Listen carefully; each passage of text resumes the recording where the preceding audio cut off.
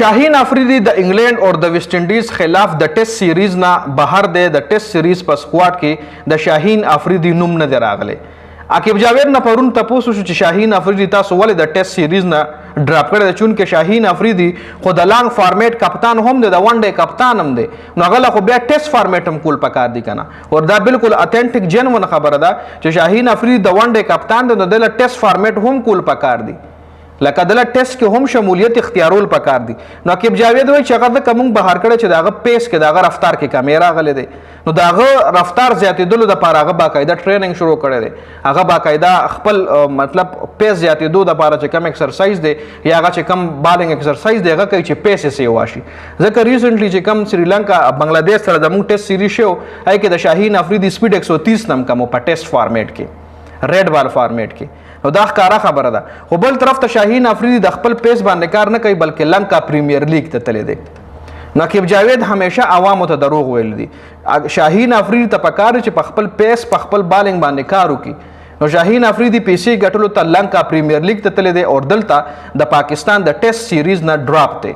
شاهین افریدی یو داسې کلاړي دی چې دله په ټیسټ باندې فوکس کول پکارو، د خپل سپیډ ریګین کولو دپاره، د خپل سپیډ دوباره حاصلولو دپاره، د خپل فارم کې واپس راتللو دپاره به مخکې پخوا کرکټرز چې کوم ای به په ټیسټ کرکټ باندې فوکس کولو، ای به ټیسټ کرکټ او ډومیسټک کرکټ کولو. ډومیسټک کرکټ په هغه لانګ 4 ورځو والا میچ کولو، او اوس چې کوم کلاډیان دی هغه ځان پټوي د ټیسټ کرکټ نه، هغه وایي چې زه د ټیسټ نه ریټایرمنټ اخلم.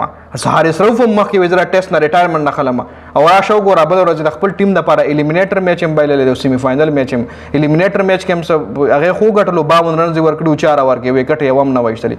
او هغې نه پس بیا کوم سیمی فاینل میچ وایي کې هم 53 رنز ورکړي او ویکټ یې پکې هم نه وایستي په 4 ورکړي.